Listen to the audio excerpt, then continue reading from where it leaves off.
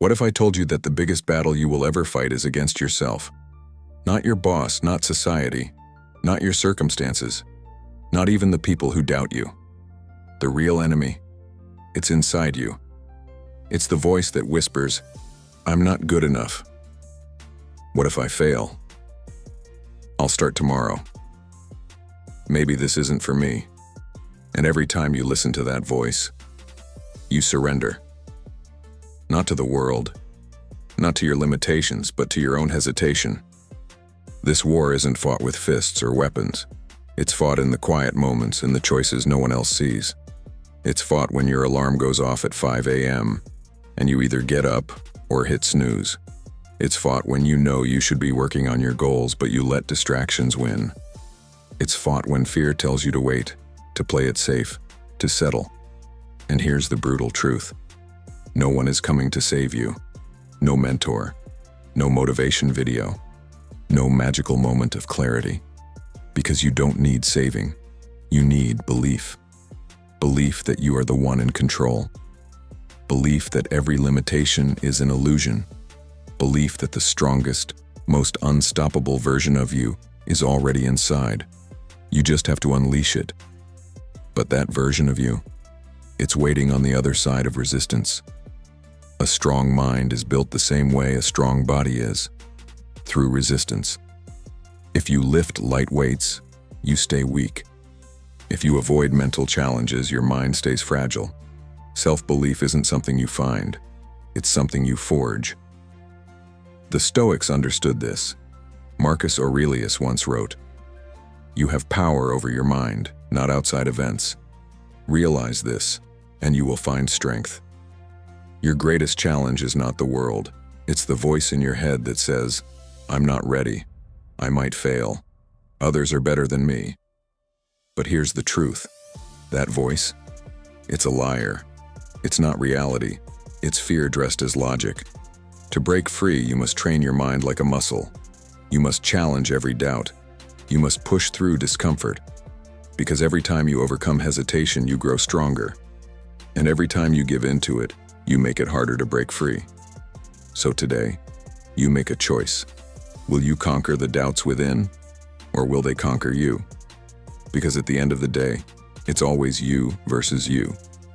This battle isn't won overnight. It's won through consistent action, through the small daily choices that forge an unshakable mind. Here are 5 key lessons to help you defeat self-doubt and build unstoppable self-belief. Lesson 1. Reframe your mindset. Your mind is the battlefield where self-doubt either wins or loses. Most people live with a mental script shaped by fear and past failures. They tell themselves, "I'm not good enough. What if I fail? I'll never be successful." But here's the truth. Your thoughts create your reality. If you constantly focus on failure, your mind will look for reasons why you'll fail. But if you focus on potential, you'll start seeing new opportunities. This is called mental reframing, changing how you interpret challenges and setbacks. Instead of thinking, "What if I fail?" reframe it to, "What if I succeed beyond my wildest dreams?" Instead of saying, "I'm not ready," say, "I grow by taking action." Your brain listens to what you tell it the most. Feed it fear and you will hesitate.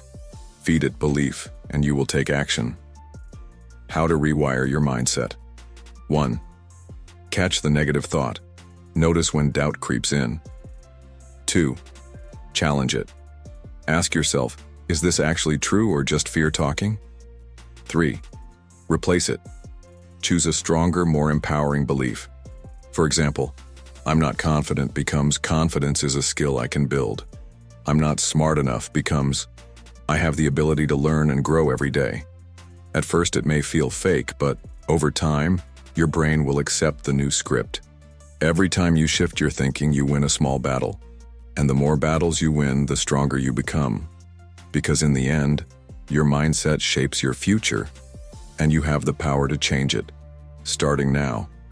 Lesson 2. Take relentless action. No 0 days. Self-doubt thrives in hesitation. Confidence thrives in action. But most people wait for motivation, for the perfect moment. for the fear to disappear. The truth? Motivation is unreliable. You will never feel ready. That's why you need the no 0 days rule. Every single day, take at least one small step forward, no matter how small. Write one sentence, do one push-up, learn one new fact. Even the smallest action creates momentum, and momentum destroys doubt. How to implement no 0 days 1. Set a minimum action goal. Make progress daily, even if it's tiny. 2. Never skip 2 days in a row. 1 missed day is fine, but 2 creates a habit. 3. Use the 5-minute rule. Commit to 5 minutes. Once you start, you'll keep going. Progress is built one step at a time. At first, it feels small, but over time, these daily actions stack up into something unstoppable. Because success isn't about giant leaps, it's about showing up every single day. No excuses, no hesitation, no 0 days. Lesson 3. Train your identity. Success isn't something you achieve, it's something you become. Most people wait until they feel confident, disciplined, or successful before acting like it. But the truth is, your actions shape your identity, not the other way around. If you see yourself as lazy, you will act lazy. If you see yourself as disciplined, you will act disciplined. Who you believe you are dictates the decisions you make every single day. You don't wait to be confident to take action. You take action first, and confidence follows. You don't wait to be disciplined to build habits. You build habits, and discipline follows. You don't fake it until you make it. You be it until you become it. Why identity beats willpower. Most people fail because they rely on willpower. They try to force themselves to take action while still identifying with their old habits. I'm lazy, but I'll try to be productive. I'm not confident, but I'll push myself to speak up. I hate working out, but I'll go to the gym anyway. This is why change feels like a struggle, because they are acting against their identity. But when you align your actions with your new identity, everything shifts. A disciplined person doesn't rely on willpower, they simply show up. A confident person doesn't overthink, they move naturally. When you become the person who takes action, action becomes automatic. How to reprogram your identity. 1. Decide who you want to be. Ask yourself, what kind of person achieves the success I want? Write down their habits, mindset, and choices. 2. Act in alignment with that identity. If you want to be disciplined, start by showing up, even in small ways. If you want to be fearless, take small risks every day. 3. Never break promises to yourself. Every time you follow through, you reinforce your new identity. Every time you quit, you strengthen the old one. At first, these changes may feel unnatural, but over time, they become second nature. One day, you'll realize you are no longer trying to be disciplined. You just are. You are no longer working on confidence. You simply carry it effortlessly. Because you trained yourself into the person you wanted to become. You can't become successful while clinging to the same old identity. If you keep saying, "I've never been good at this," you will stay the same. But the moment you decide, "This is who I am now," and back it up with action, everything changes. The person you want to be already exists inside you, but you have to choose them every single day. So stop waiting. Stop hesitating.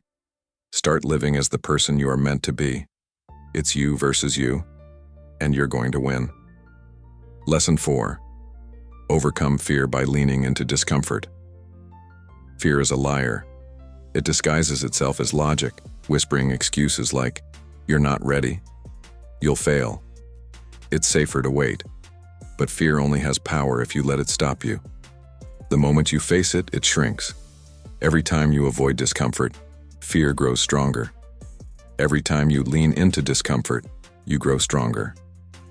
The why fear thrives on avoidance. Think about a time you hesitated because of fear.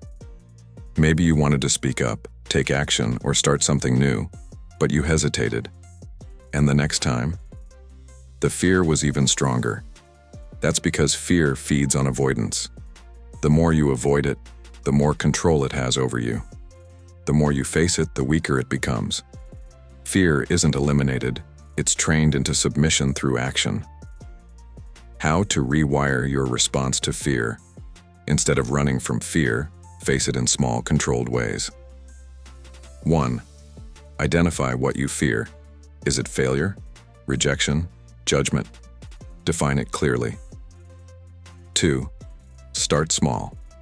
If you fear public speaking, practice in front of one person before a crowd. If you fear rejection, start asking for small favors. 3. Take fear-based action daily. The more you act despite fear, the less power it has. Fear doesn't disappear overnight, but each small victory rewires your brain to handle discomfort better. Why discomfort is the path to confidence. Confidence isn't built by avoiding fear, it's built by facing it. Think of a muscle. If you never push beyond your comfort zone, you never grow. The first time you face discomfort, it feels overwhelming. The second time, it's still hard but manageable. The third time, it becomes normal. What once scared you becomes part of who you are. The fear versus growth. The choice you must make. Every moment presents two choices. Number 1, step toward fear and grow. Number 2, step away from fear and stay the same. Most people choose comfort. The ones who succeed choose discomfort. They know that everything they want lies just beyond fear. Fear is not the enemy. It is the test. You can let it control you, or you can use it as fuel. The moment you stop running from discomfort and start embracing it, fear loses its grip. Lesson 5. The mirror test. Earn your own respect. At the end of the day, there's only one person you answer to, the one in the mirror. The question is, do you respect the person looking back at you? Not in terms of how others see you, not based on external achievements, but based on what you know about yourself. Deep down, you know whether you gave your best or if you made excuses. You know whether you took action or let hesitation win. Because self-respect isn't built on what you say you'll do. It's built on what you actually do. Every time you show up, push through resistance, and stay true to your word, you build unshakable confidence. Every time you quit on yourself, you weaken your own foundation. Self-respect comes from keeping promises to yourself. Why self-respect is the key to confidence. People chase external validation, thinking success or recognition will give them confidence. But real confidence doesn't come from what others think of you. It comes from how you see yourself. A person who respects themselves carries a different energy. They don't need to prove anything to anyone. They don't shrink in the face of fear. They don't hesitate to take action. Because they trust themselves. And trust is built through consistency. When you prove to yourself day after day that you are someone who does the work, you develop an internal strength no one can shake. Self-respect is like a muscle. It grows with use. And just like a muscle, every time you skip the work, it weakens. How to build self-respect. 1. Keep small promises to yourself. If you say you'll wake up early, wake up. If you say you'll work out, go. Each time you follow through, you strengthen your self-belief. 2. Be honest about your effort. You can fool others, but you can't fool yourself. Every day ask, did I truly give my best today? If the answer is no, adjust tomorrow. 3. Do hard things on purpose. Push yourself beyond comfort. If something feels difficult, lean into it. Discipline is built by choosing the harder path. 4. Stop negotiating with yourself. Winners don't argue with their own commitments. They don't debate whether to work hard, they just do it. The more you live by these principles, the more naturally confident you become. Because confidence isn't about feeling ready. It's about knowing, deep down, that you always show up. The mirror test, a simple habit for accountability. Every night, stand in front of the mirror and ask yourself, did I win today? Winning doesn't mean everything went perfectly.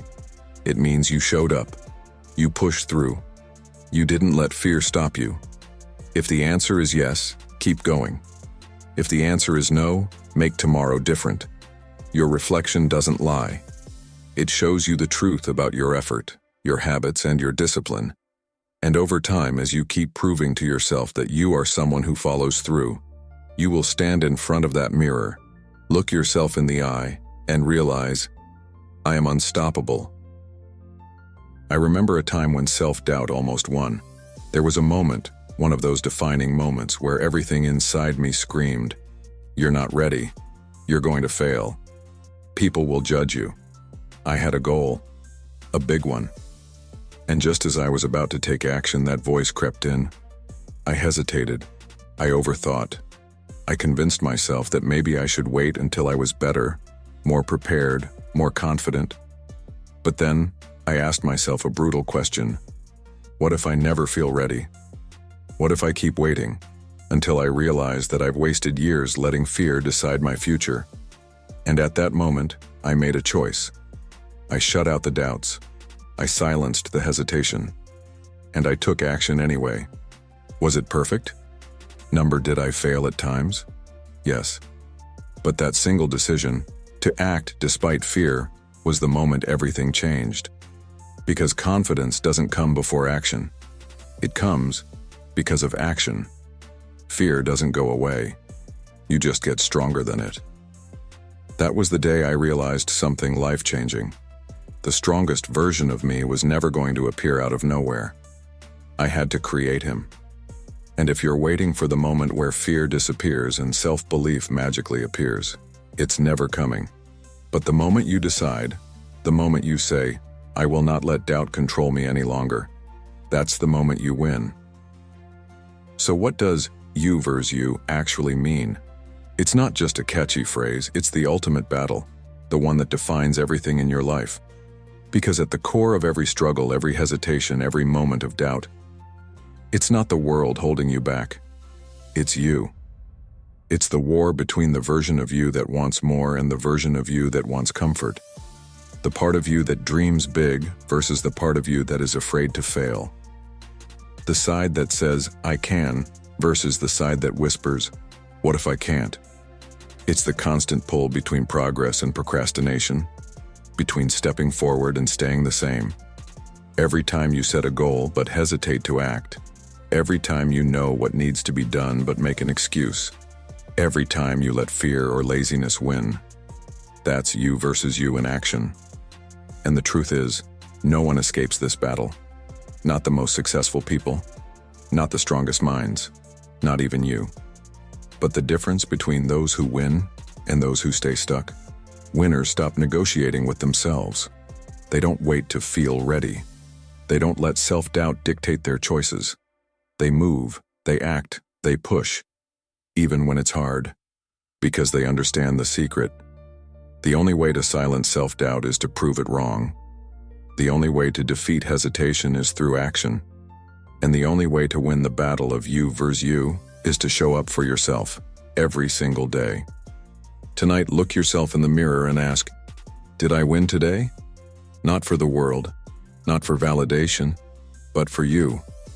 Because at the end of the day, the only person who knows if you really tried, if you really pushed, if you really gave your best, is the one staring back at you.